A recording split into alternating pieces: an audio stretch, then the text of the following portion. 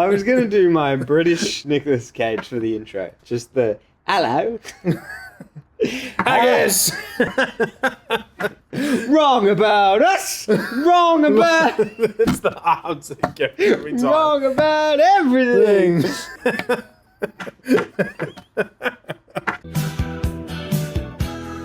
It's fifth period. The party's fifth period. Get headphones and hear it. Let me hit that Rodrigo.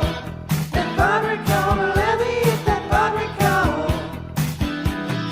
Hello, everybody, and welcome back to Fifth Period, the film podcast hosted by two media teachers, where today we are splashing whiskey on our necks, putting on our fake British accents, because it's time to break into Buckingham Palace. My name is Mr. Brown, and with me as always is... Haggis! No, it's Mr. Boiler.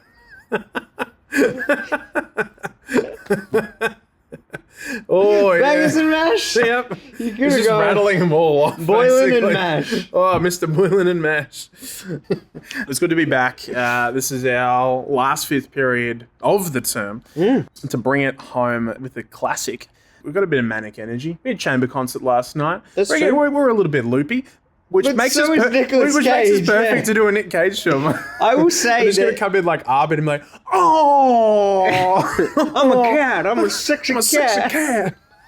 But no, the thing about this one compared to the first one is that he does have more of that Nicolas Cage energy. I think John Turtletub's just they like, let him all right, off the Nick, lead. let him cook. In addition to our main discussion of National Treasure Book of Secrets, we will also be chatting about some tantalising trailers. So if you want to skip ahead to that, I will leave time codes in the description below.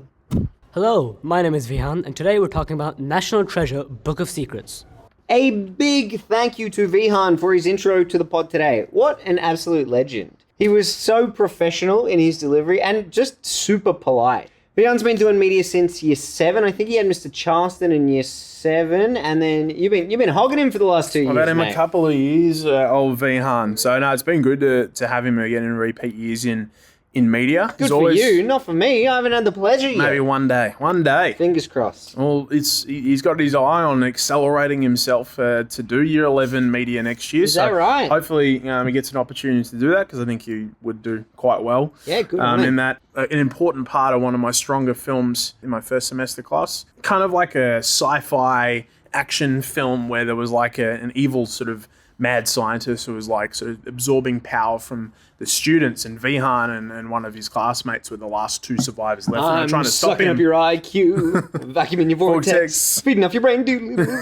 That was Vihaan. It was perfect. But yeah, the film was really good, and Vihaan was a key part of that. So it was good to see him at Film Club, and I was like, oh, he absolutely hasn't done the intro before. Let's get him on, and crushed it on the one take formal intro to the pod. I loved it. It's been a pleasure to teach for a couple of years. So long may his exploits and creativity flourish in media. Yeah, nice. Thanks heaps, Vihaan. Alrighty, let us jump into National Treasure Book O Secrets. Big O secrets. That's it. Oh, That's it. He's shorting it. You're off the rails. I know, You are I know. Nick Cage. I am. I'm a cat. I'm a sexy cat. We kick things off in 1865, 5 days after the end of the Civil War. Yep. We got Michael O'Loughlin and John Wilkes Booth coming in to see Thomas Gates and get him to decode a message before John Wilkes Booth heads over to the old Ford Theatre. He's got something important to do. He loves the theatre. He loves He the loves theatre. the theatre. Yeah, but he's disappointed that he misses the start of the show, and he takes out his anger by shooting Abraham Lincoln. That's the key reason behind the Lincoln assassination. Oh, but no, I will say, this is actually a really good scene. Obviously, by setting it up as characters that we're familiar with from history, we know where it is going, but I think it's really well shot. The camera work as he's kind of maneuvering his way through the theatre. I think it's great. Really cool. And then The music as well. Yeah, the score's really good here.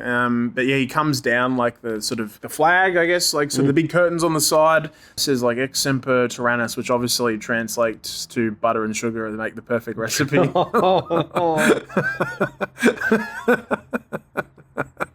Because he's such a fan of show tunes. No!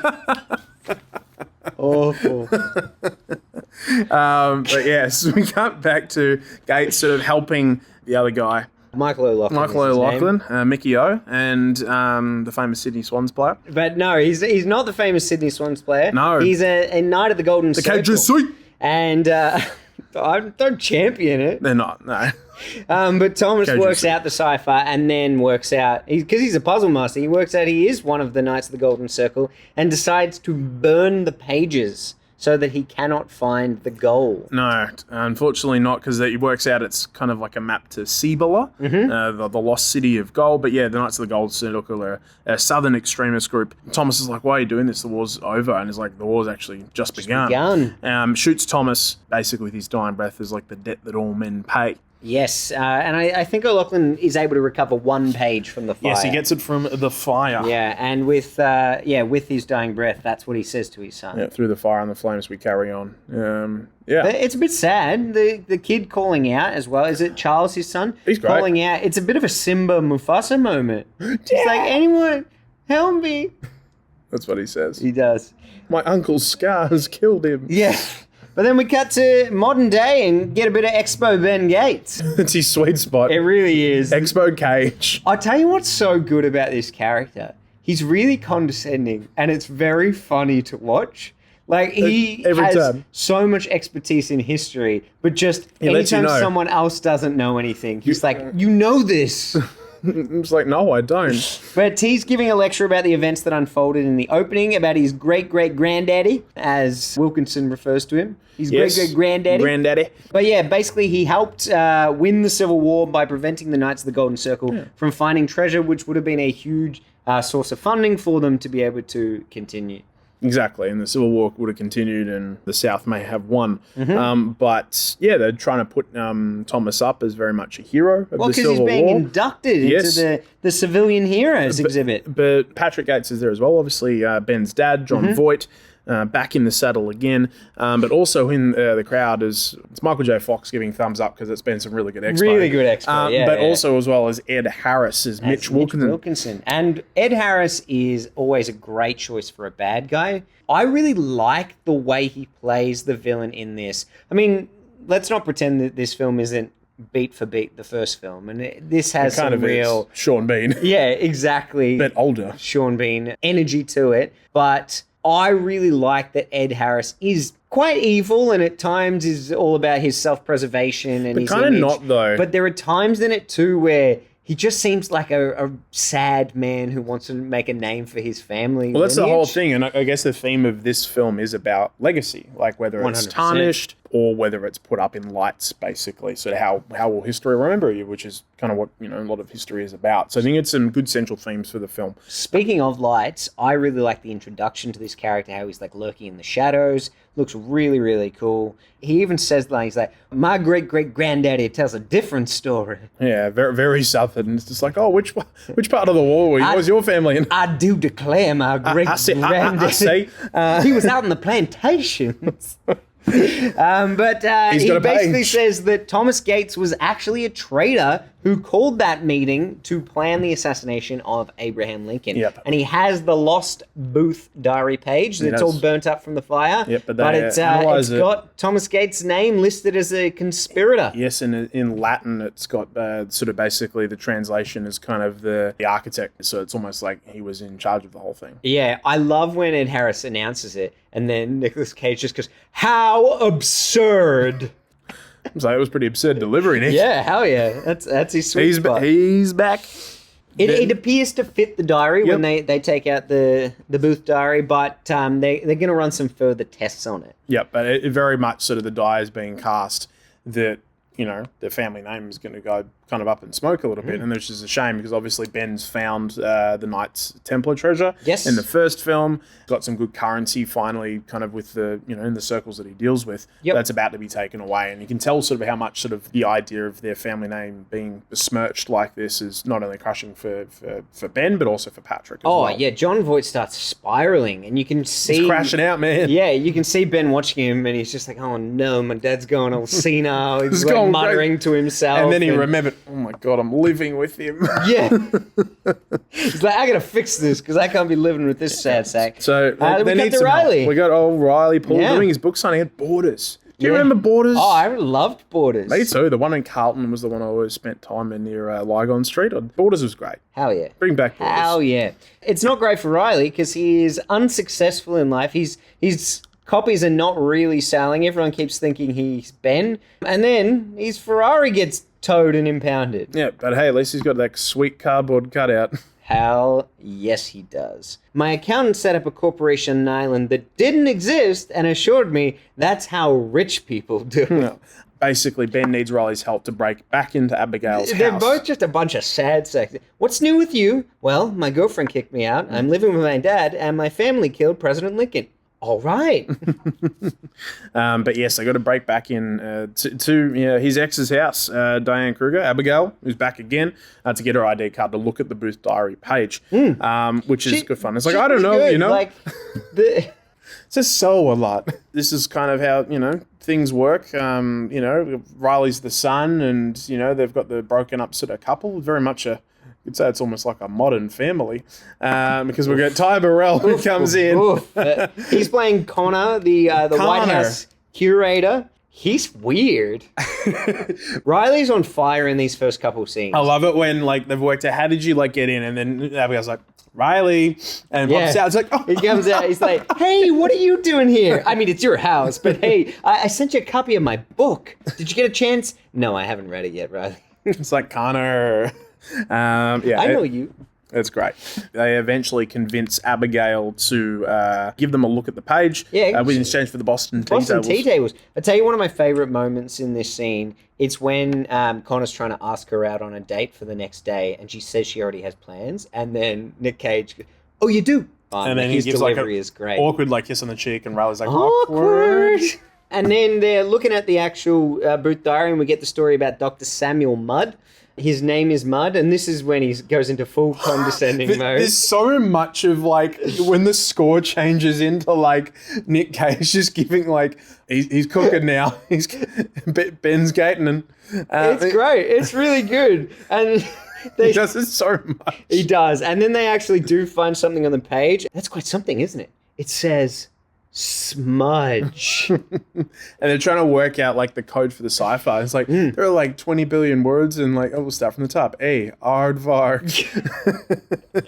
I had forgotten that Harvey Keitel was in this one. I knew he was in the first one. But then he comes in, just his first line. What do we find now? Atlantis? Yeah.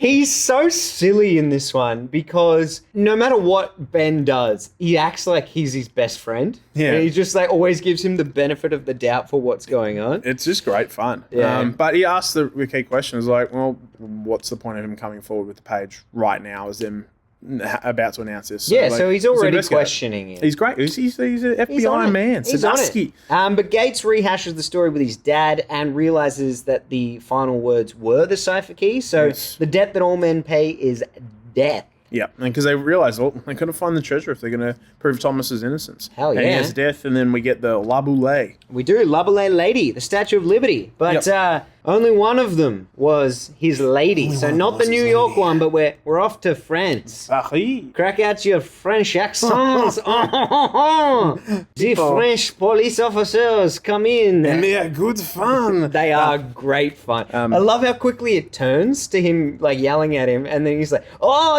whoever it is that he says, and they love it. It is good fun. Charms him with a bit of history. Well, we got Abigail meeting with Wilkinson, though.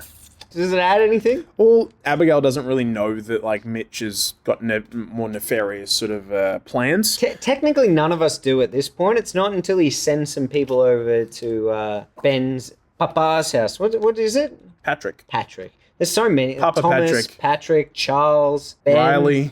His name is Ben Franklin Gates. Yeah. Unbelievable. They love American history, if you didn't know. Yeah, they do. It's a pretty quick sort of interaction between Wilkinson and Abigail, but he's talking a lot about legacy, and he's descended sort of from General Pike and then Confederate Army, kind of really showing sort of his family was kind of a little bit bad, obviously on that side of the war, but at the same time very much setting up the fact how much he cares about his family's legacy and sort of putting up his name in lights and how he wants to be remembered. So, they're off to Paris, and They are? those cops have got some of the worst French accents I've ever heard. Oh, I love it. They slip him out almost immediately. The whimsy is so much fun. But he's giving him a good old schmooze. Yep, Riley flies a helicopter near the Statue of Liberty. Or Ben's riffing. It says on it, across the seas, these twins stand resolute. And him trying to work this out in real time is so funny. I love it's just like Riley Campbell's just like, I don't know, why don't you ask your new best friend? Trade routes between Siam and Thailand. And they're like, what are you talking about? No, that's ridiculous. Even he says it's ridiculous and moves on. But it was one Give of me the line again. It was one of the things that when Wits and I spoke about the first film, we talked about him just like solving these puzzles verbally and just rolling through it. It's so funny. But eventually he gets to the Resolute desks, one of which is at Buckingham Palace. Yes, and then we kind of work out that Sadowski's worked out that Wilkinson is like a mercenary and a black market sort of dealer of rare antiquities. And it's like, what's he up to then? Like, because clearly this is something that he should be selling off. Why does he have it? What's his game? But yeah, as you said, his game is knocking out Patrick. It is. That's his game. He's pretty good at the game. Yeah, with a big old wabam, and has his phone cloned by his goons. I love Riley goes, of course someone else is after the treasure. It's the axiom of treasure hunting. That's pretty good. They're off to Buckingham Palace. And we go into full heist mode. They really do. Split screens, gadgets. Riley's in the toilet with his, he's the man in the chair. It's pretty fun. Man on the seat. That little magnetic strip with all the tech. Oh. Love it. Love it. But also as well, to complete the modern family, Abigail's made it to London as well. She has. She's just there to offer some help. Yeah, Patrick called me. Worded her up, yeah. But she's there for movie reasons. Exactly right. And Ben needs to cause a fake drunk distraction. Makes a big thing. Wrong about us. Yeah. Because Abigail turns up, he just decides to rope her into it. Unaware, none of this was in the script. And he goes full Nick Cage marching down the stairs. Well, you've brought the little bobbies down on us. So subtle. Yeah. Hello. Going to detain a blighter for enjoying his whiskey? Just a nip. Just pop down the pub. It's so good. And it just starts basically rattling off just like random like British terms. Oh, yeah. Bangers and mash. Scods. That was brilliant. I think this is just B-roll of Riley actually saying that about Nick Cage's performance. It's like, oh, okay, Justin Bartha, you can keep that. That's fine. But they get locked up together, and I love the banter between these two. Like, it works really, really well. And even Riley says so. He goes, you guys are so great together. They really are. She basically convinces him to let her come along because she wants to, and he's like, no, you're not coming. But then they see someone coming. Get in. Yeah, the way he says get in. Get in. It's great. You're wearing the perfume I got you. So I think it smells kind of pretty. I think it's just the flowers. No, it's not. No, it's not. Really good. These flowers suck. But they don't suck. They're a great distraction as they're marching through the palace. And as people go past, Nick Cage just stops and goes, flowers. The flowers has good. That's great. They go into the Queen's study, Chinese puzzle box their way into the Resolute desk. It's kind of cool. I like that. And then out pops a little sort of Incan or like Aztec plank of wood with like a lot of markings on it. They need a distraction to get out of there. So the Riley's like, oh, God save the Queen. Yeah, I'll just hack into Buckingham Palace. The ease with which he does that. 2000s hacking. Nothing like it. It's incredible. I'm just going to go beep, boop, beep, and then basically hack the entire thing. But Ben realizes Wilkinson is the one that's after the treasure. He's and we into get the a fray. fun car chase here. I love when they get into the car and Riley's like, oh, he's on the wrong side. Yeah, it's good fun. It's almost a bit like Tomorrow Never Dies-esque with like the lean in the back. With the screen I and stuff. appreciated that. There seems to be a nod to a lot of things. Obviously, the big one being Indiana Jones, and we get a lot of that later on with the cave at the end. But the puzzle box thing is something that they've included in the new Indiana Jones game as well, which is good fun. The chase is fun. There's a lot of like narrow kind of getaways and shooting and barrels. But they get to a point where they're like, we're not going to be able to shake these guys. So let's take a photo of the tablet and then we'll throw it out to them. But how else do they take a photo? Look, it's a fun idea to speed through the red light camera and take a photo of it that way. But it feels very forced. Abigail's phone, the camera inexplicably doesn't work. But Riley had every tech known to man in the previous scene. Do they not have one piece of camera Left that bag behind. equipment? Yeah. He flushed it down the toilet. No good. No good. It's good fun, but yeah, driving, I love that. And he's like, did I just run over a man's foot? As he's coming down the alleyway. It is good. But yeah, after they get the photo, the security camera tosses the plank in the water. He's like, you want it? Go get it. Like the end of The Mask. Milo! You talk about sort of like beat for beat for the first film. And this kind of happens a little bit. Like I make this comparison to sort of other action adventure films. You're willing to give up certain clues and stuff and let the other person have the same information just to try to stay ahead of them, but then you're not behind, I guess. Like there's sometimes when like, okay, cool, like Mitch, you win, like you get this clue or whatever, and you're still going to know what's sort of going on or whatever and stuff like that. Yeah, what's the point of Mitch having clues if he could just follow Ben the whole time? Is that what you're saying? Well, kind of, yeah. It ends up being just so they can kind of keep pace, and it's almost like who's going to get there first, who's got the resources. Because the reality is we get this big sort of Cibola expo. We do. Because John Voight can apparently read that from the photo that they got. It's ridiculous. But they're going to need an expert to decipher it. Only one person can translate the markings at the Bloody University of Helen Mirren. Maryland. Ben's mum and Patrick's ex-wife. And I love how childish John Voight is about seeing her again. Oh, he's terrified. Well, do you know why? Because obviously he has a tendency to overreact. That's so funny. I'm like, the irony. Yeah, and then just goes, I'm sorry too. And they just move on. It's ridiculous. Great scene. But the map is incomplete when they take it to show her. The They need banter to get the here, other though, half. between those two is just the best. Like arguing about sort of like packing the toothbrushes Oh, in the yeah. travel case and stuff like that. But it's good fun. But yes, it's incomplete, as you said, so they've got to check out the other Resolute desk, which is in the White House, in the Oval Office. But so they thankfully, can use Abigail's connection to Connor. Riley works out there's a good event on this for Easter, like the Hunt Red Hall, and then the Easter egg roll when he's arguing with the kid. It's so good. Okay, run along now, you impossible child. Run along. What is going on with education in America? He's so angry. It's incredible. He It's has like, no welcome ability. to our life, Nick Cage. He has no ability to be the bigger man.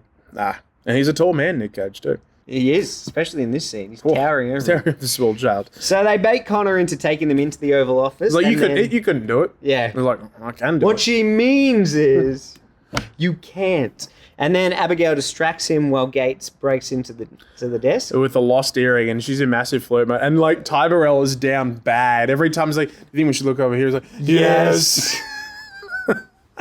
It's so good. But it turns out, well, piece has been taken out. no And there's a tablet in marking on it, though. There's a stamp of a slight variation to the presidential seal. Yeah, so he takes a photo of it. We're going to have a look at it afterwards. Cage kind of just looking on while Connor and Abigail kiss is just fantastic. It's like, okay. Yep.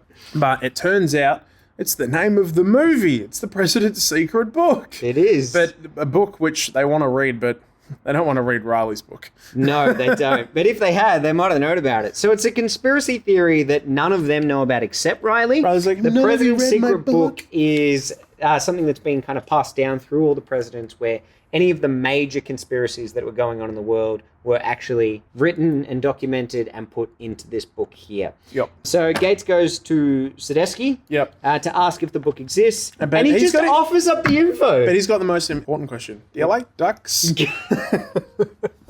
Just to get him out of the office. true. In the office, I'm a federal agent. Out here, I'm your friend. I was like, are you though? Yeah, no, you're still a federal agent, man. Do not offer up this information that you know he's going to use to potentially kidnap the president. Yeah. So yeah, the book's real and everything. And then, Yes, only the president knows where it is, so he has to get him alone. but not before we get a classic score change and a Ben Gates monologue when he starts referencing, like, talking about, like, oh, United States was, but United States is. And I'm like, oh my God. And it's just like, I'm going to kidnap him. I'm going to kidnap the Declaration of Independence. I'm like, no, I'm going to kidnap the President of the United States. Because it's the same thing. It's pretty close. It's pretty damn close. Just even the way he repeats himself, I'm going to kidnap him. I'm going to kidnap Ty Burrell.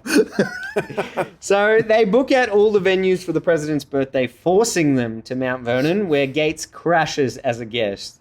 I got no game tonight. Classic. Randy Travis on the mic as well. Mm-hmm. Ben slips in, as he said, and he chats to the president. He walks right up to him. Lucky the president is really into his history. And then he starts getting the map and his out. It's like, that could have been a architecture. gun. Yeah, it's wild that he just is like casually walking past him to the point where the president is so invested in having conversation with this guy that he stops him. Yeah. Yeah, it's insane. This plan is very lucky. Really is. But he shows him a map of Mount Vernon drawn by George Washington himself. Yeah, it's and the president's played by Bruce Greenwood, who's played he's president great. in 13 Days and also the second Kingsman film. Yeah, he's a bad president in that. That's true. I love Bruce Greenwood. He's great. He's really good in Star Trek. He's great. And I love that he asks, it's like, is that the map of Mount Vernon drawn by George Washington himself? Mr. President, that is exactly what that is. Gold star for you, Mr. President. He's so excited. He really is. And yeah, gets the president alone. And I love that, like, the overprotective security guard. Yeah, but also, he's doing his job. The security guard would go with them. Again, very far-fetched that they would give him any sort of leeway here. Yep. But they're exploring in the underground tunnels and basically find a secret passage and gate closes it behind them. Just goes straight to the point. Yeah, and he's spitting bars actually talking about sort of like family, and it's just like, no one believes in that stuff anymore. It's like, they want to believe. Yeah, like, there's okay. too much respect for Gates in these films. He's like, you've just kidnapped me. But You've just anyway. kidnapped the president. He's way too calm and forgiving of the situation, and then offers him up super secret information that no one else This conversation is allowed to know. never took place, and it's like, okay. And so obviously, where else would you keep a book? The Library of Congress. Yeah, he tells him so many numbers, as if he's remembering all of those Ben Gates numbers. remembers everything. Yeah. But to check out page 47 as well. Yes. Yeah. But yeah, off to the library. We'll get there. I've been here. I had a good time exploring around, and I was like, oh, where do I find the book? I didn't find the Book of Secrets, unfortunately, because there was no code Because to they'd punch already in. taken it. I'd already have taken it. They've moved it to another location. Is that room up the top there a thing? All the stacks and stuff up there are very similar. So Yeah, yeah, cool. it felt very cool to sort of go up and have a look around and stuff. But yes, The FBI's after him for kidnapping the president. I mean, fair. Yep. But But they find the president's book. well done, Mr. Poole, he says. And yeah, they're flicking through, and there's stuff about Area 51, the Kennedy No time for assassination. that. Turns out the Queen wanted to help the Confederates. This is kind of a bit of not the most historically accurate thing that they include in the movie. One of many. No. But they find out basically they need to go to Mount Rushmore. Yeah, it was a cover-up to hide the entrance for the city of gold. But he does take a photo of page 47, and no one knows what's on it. But And we'll get there. potentially, They won't get there, but we'll get there. maybe like Roswell. That's kind of the vibe. I suspect. Because like 1947. Yeah, but I suspect sequel bait. 100%. Because at the end, the president's like, "Did you check out that page? Let's have a conversation about Apparently, it." John Turtletab was based. Oh, we'll talk about it when we get there. It's fine. I'll got stuff. It's fine.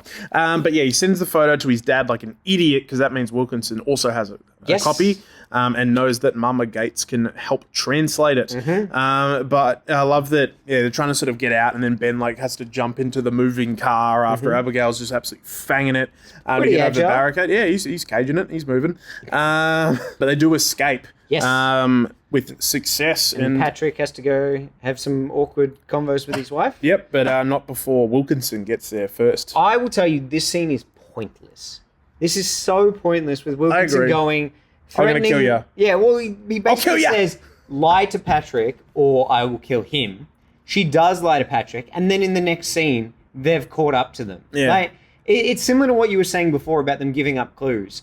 It makes no difference if Wilkinson never went on the trail and just followed them to Mount Rushmore and then Agreed. held them at knife point. Like, yeah, it's stupid. But anyway, the good guys and the bad guys at Mount Rushmore decide they're going to team up because Ben just says he wants to prove Thomas innocent and Wilkinson can have the treasure. The gold. Yeah, they're talking about like under a cloudless rain, and there's the noble bird, and then Riley's like, caw. Yeah, but this part here, they use their water bottles on a giant rock formation and fortunately just happened to pour it exactly where they Abigail's need to. that good. She's that good. We get the fun fake out with the surrender your hand. I love it. It's like, With wait, him that's a screaming. horrible trap. Tell him it's a horrible trap. But yeah, a very good cage fake out. I mean, Ah, the hey, bees! Ah, the rock, the bird, the noble bird. Ah! Killing me won't bring back your goddamn honey. Anyway, so they open the entrance to the cave, but they close the entrance to the cave shortly after, and they're trapped. Yeah, because Riley's an idiot. Yeah. And then, like, Wilkinson goes to pick him up. He's like, you okay? No. Yeah. But yeah, they have to go through this next room. But there's this It's big very, old platform. very indie. Oh, yeah, they got to balance the platform. Even a golden idol as well. Oh, Give me the I idol. love it. Throw him in the whip. But yeah, the weight distribution platform is great. Very, very cool. I enjoy this. It starts to break and tear apart, and they have to get out of there. And it's a cool shot with Ben jumping over the idol and then onto the ladder. Yep. I'll tell you one thing I don't like about this scene, though. The parents are separated. Well, not That's for long. fine. They're about to get back Red together. together. Hey. But no, when they grab onto the ladder, I don't know why they then step on it so that the platform goes down again and they're hanging from the ladder. It's like that is the only way to climb it. No, stay there and they can like jump off it and climb. That Not way like if it use the breaks, momentum they're of the just going to platform. fall on it. Yeah, Idiots. dumb. Never played Uncharted before. But yeah, the parents like inexplicably finding romance again. Like they hate each other. This would not. What a cliche.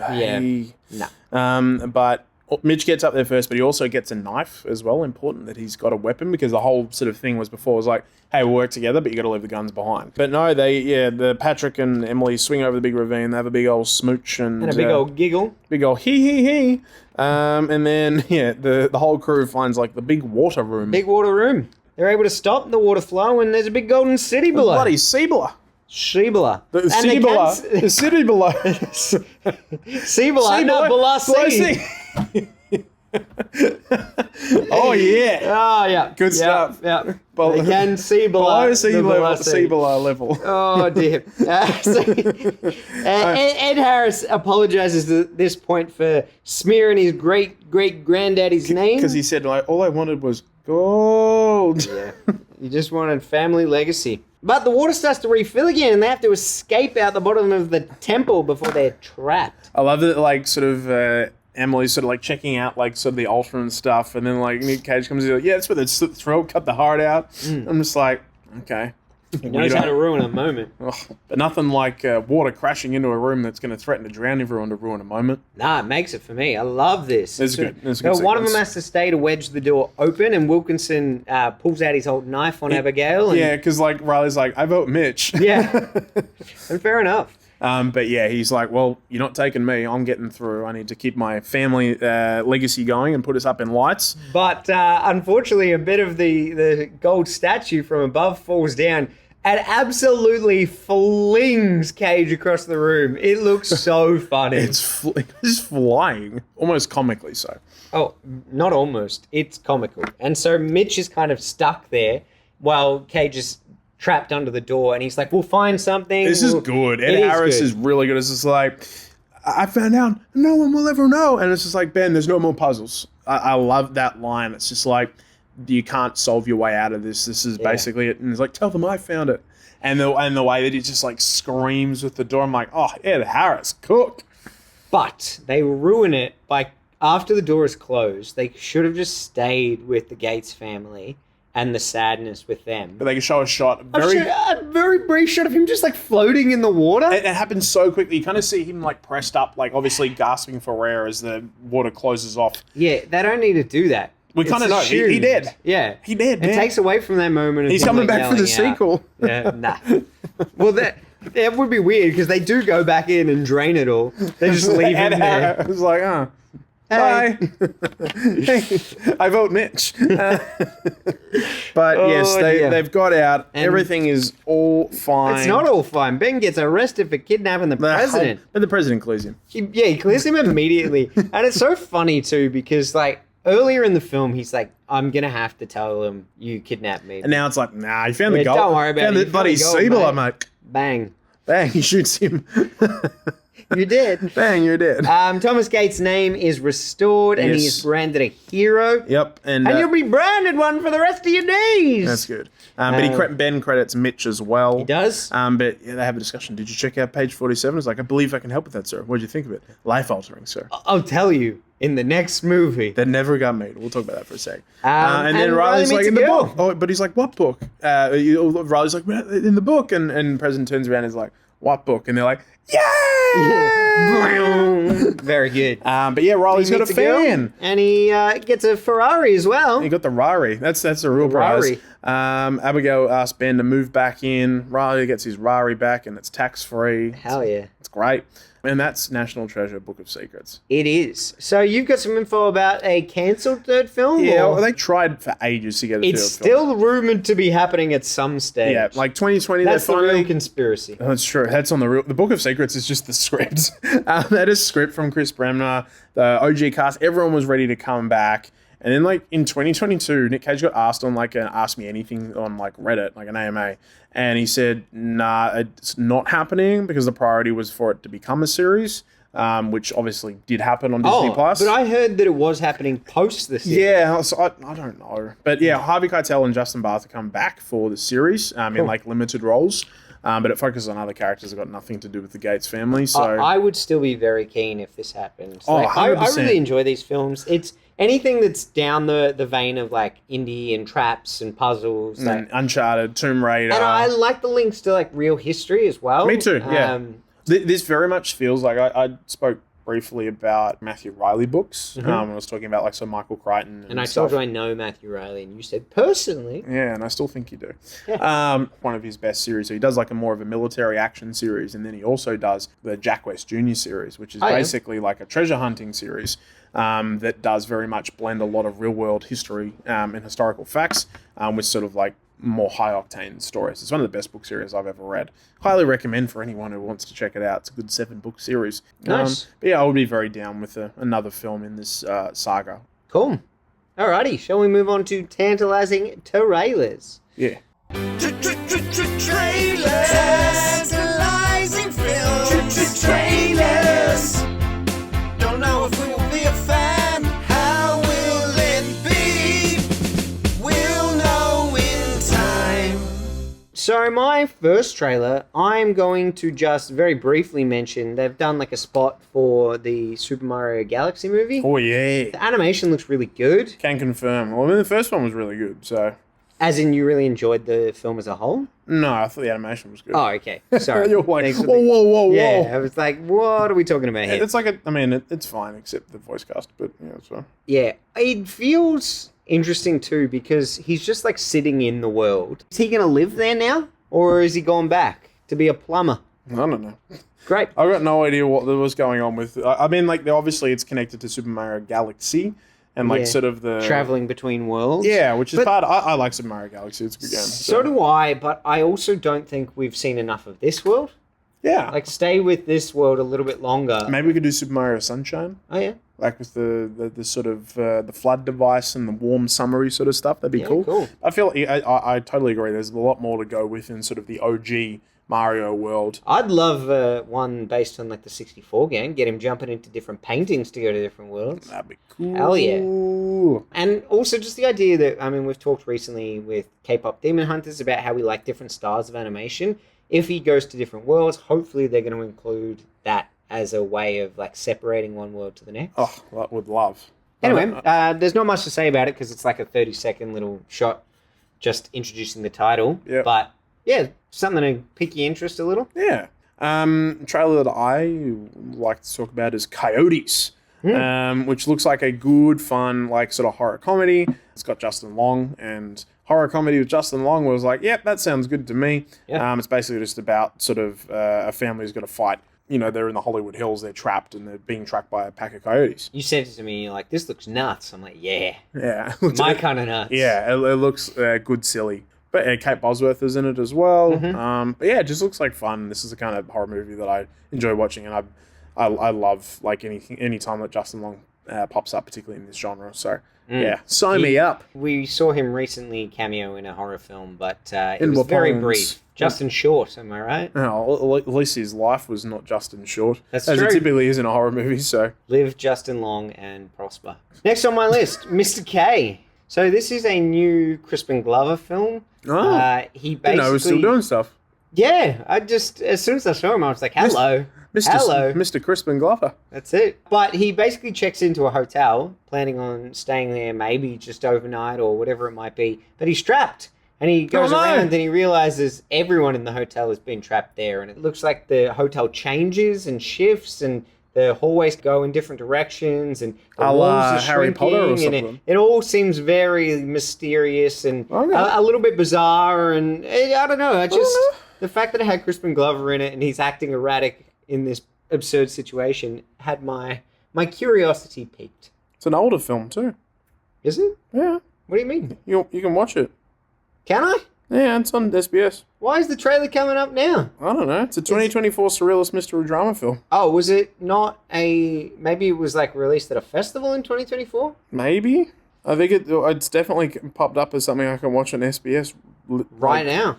Yes, Well, screw this. We're heading off, guys. We're off to watch Mr. K. K. No, cool. Well, it's then... turning into weekly watches. Yeah. It looks like it's on there, so you know what you're doing. Well, clearly I don't know what I'm doing. I'm so confused. I was like, God. But over to you, mate. My next one I was going to talk about was it's a TV series, and I don't quite often talk about TV series. But You're barely talking about it now. Turn up the volume, mate. Trying to pick it up. Sound like a lot of Brighter Kelly. over there. Yeah. This one I'm talking about is the latest, the Monster, limited series they've been doing, which is obviously biographical, almost like horror, evil characters basically in history. Obviously, the first one being Jeffrey Dahmer, and then with the Menendez brothers. I actually haven't watched the whole one of that. The Menendez brothers one, it's less about them being evil, more about the trauma that they've gone through. Which is the real monster is Javier Bardem, basically. Yes, correct. Yeah, so I started watching that. I haven't got around to finish watching it. But the next one is about Ed Gein. And he is obviously one of the more notorious sort of serial killers in American history. Is very much like the inspiration for things like Texas Chainsaw Massacre. And he's been played by Charlie Hunnam, which I think is going to be interesting. I do like Charlie Hunnam. These series, like a lot of the time, really hard to watch. I don't know, like where you sit on it, sort of these things, like how much is like the line between sort of bringing to light, sort of like what happened versus like the glorification. I think of like sort of what some of these series do. Because I remember like a lot of people were like dressing up as Jeffrey Dahmer after the show came out, which I thought was real messed up. Yeah. But yeah. I think you can be interested in it and want to know more about it because it's a huge part of history, and as devastating as it is for the victims of the circumstance, it's still something that is always going to pique this kind of morbid curiosity. Yeah, as is just the nature of like serial killers in general. Yeah. I know we're probably going to talk about the last one together, so one more that I just want to briefly mention, Song Sung Blue. So this is a new Kate Hudson, Hugh Jackman biopic. Oh. But it is a biopic about a Neil Diamond tribute group. Of course. You know I already have strong feelings about a lot of biopics about musical artists, but are we now running out of musical artists that we have to do biopics about people pretending to be musical artists? I'll do some about my cover bands. Be great. But I hadn't even heard of this couple. Apparently they're quite famous. I think they're called like Thunder and Lightning. Sung Sung Blue. Sung Sung Blue. But I will say this, despite the fact that I just gave it a lot of criticism, I just really like Kate Hudson and Hugh Jackman. So I think it will be quite endearing. And obviously it's going to have some pretty recognizable songs in it. Apparently it's based on a documentary of the same name. So. Yeah. For our last one, we're going to talk Wake Up Dead Man, a Knives Out mystery. We are dead men who probably need to wake up a bit, but that's We do. okay. That's okay. But yes, obviously this is the third Knives Out film. Daniel Craig is back. With his cool hair. Oh, very cool hair. He's growing it out. Hell yeah. Do you think that was a stylistic choice by Rian Johnson? Do you think he's growing it out for a different project and Rian Johnson just didn't care? What do you reckon is the choice behind that? I don't know, but Benoit Blanc's never looked better. So Yeah. I think it looks really He cool. pulls it off a lot better than Ed Norton did with his Last Samurai haircut in the previous film. Yeah, I agree with that. He's basing it off Tom Cruise's look from Magnolia. Yeah, it's got a bit of wave to it. This is another Knives Out film with a really stacked ensemble cast. Josh O'Connor, Glenn Close, Josh Brolin, Mila Kunis, Jeremy Renner, Kerry Washington, Andrew Scott, Kaylee Spaney, Darren McCormack, and Thomas Hayden Church. Yep.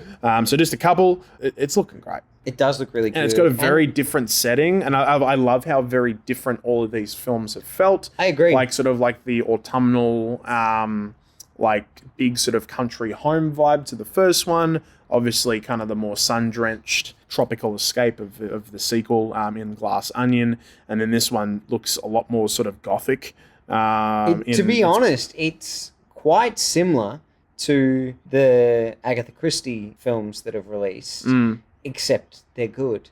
Like, if you think about the Death on the Nile parallel to Glass Onion versus the Murder on the Orient Express parallel to Knives Out, and then you've got is it like Ghost in Venice, or it's something horror-y, which seems to pair quite well with this one. But Rian Johnson just seems to be doing them a lot better. Yeah. Got enough noise to wake the dead.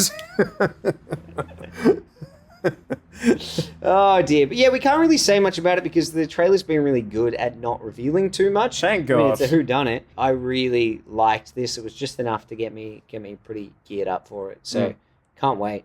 I think some early reviews are in too, and Oh, people wow. are saying it's looking great. Just how long have we got till it comes out? It's not- I don't know. It must be like special people. You No, know, we're you know not- how we're they get the special people to look at it first. They do. But yeah, it's already out. It had a bit of a release at Toronto. Okay, so that's the how film it's, festival there. It'll get a limited sort of theatrical run at the end of November, and then it will come out just the day after my birthday. That'll be a good birthday present. Hell yeah. Tuck in and watch that. Cool. So, as always, guys, please do remember to like, subscribe, share it around. Make sure you comment with ideas for future Segamontes you would like us to do. And on that note, I'm afraid we have to head off. We're going to go check out what's on page 47. Catch you at the next film club. Oh, you Book. stole my line.